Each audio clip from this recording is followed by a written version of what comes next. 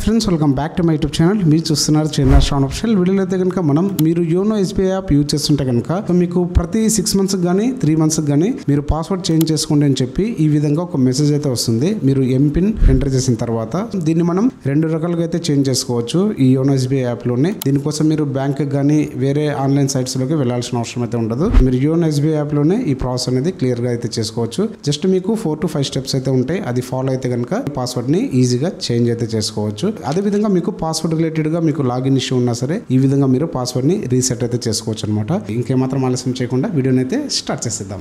First మనం YONO SBI app ని update అయితే చేసుకోవాలి. అప్డేట్ చేసిన తర్వాత మనం యోనో ఎస్బీఐ యాప్ ని ఓపెన్ చేసిన తర్వాత సో మనకు ఎంపిన్ అయితే ఉంటుంది కదా, మీరు ఎంపిన్ ని ఎంటర్ చేయగానే మీకు ఇలా వస్తుంది అనమాట. Your internet banking password has expired, please change your password అని చెప్పి ఒక టెక్స్ట్ అయితే డిస్ప్లే వస్తుంది. దాని కిందనే మీకు చేంజ్ నౌ అని చెప్పి ఒక ఐకాన్ లాగా అయితే ఉంటుంది అనమాట. సో దాని మీద మీరు క్లిక్ చేయాలి. నెక్స్ట్ మనకు ఓల్డ్ పాస్వర్డ్ అనేది గుర్తుండకపోవచ్చు. ఒకవేళ గుర్తుంటే కనుక మీరు అలా అయినా రావచ్చు, లేదనుకుంటే మీకు ఒకవేళ గుర్తు లేదనుకుంటే కనుక ఫర్గట్ పాస్వర్డ్ ని క్లిక్ అయితే చేయాల్సి ఉంటుంది. సో నాకైతే మాత్రం గుర్తు లేదు, అందుకోసం నేను ఫర్గట్ పాస్వర్డ్ అయితే క్లిక్ చేస్తున్నా. సో ఫర్గట్ పాస్వర్డ్ ని క్లిక్ చేసిన తర్వాత మీకు 2 ఆప్షన్స్ అయితే వస్తాయి.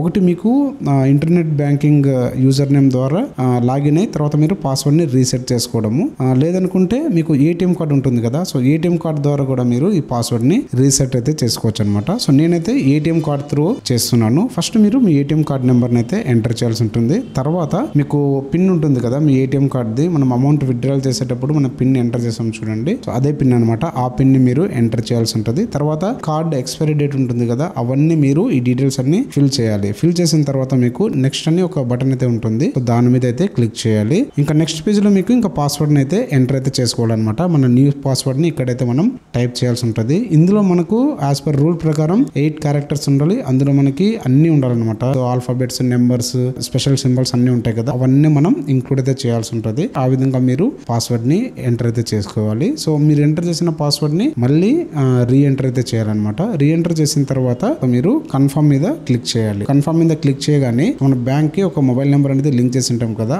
ఆ నెంబర్ కి ఒక ఓటీపీ అయితే వస్తుంది. ఆ ఓటీపీని మనం ఎంటర్ చేసిన తర్వాత మీరు సబ్మిట్ అని క్లిక్ చేస్తే మీ పాస్వర్డ్ అనేది సక్సెస్ఫుల్ గా చేంజ్ అయితే అయిపోతుంది. మీరు తర్వాత యాప్ ని కంప్లీట్ గా క్లోజ్ చేసి మీరు మినిమైజ్ లో నుంచి కూడా తీసేయాలన్నమాట. సో తీసేసి మళ్ళీ మీరు ఎంపిన్ ని ఎంటర్ చేస్తే కనుక మీ అకౌంట్ అనేది ఈ విధంగా కనిపిస్తుంది. సో మీరు హ్యాపీగా మళ్ళీ యోనో ఎస్బీఐ యాప్ ని యూజ్ అయితే చేసుకోవచ్చు. ఒకవేళ మీకు లాగిన్ అవ్వకుంటే కనుక ఒక 1 hour వెయిట్ చేయండి.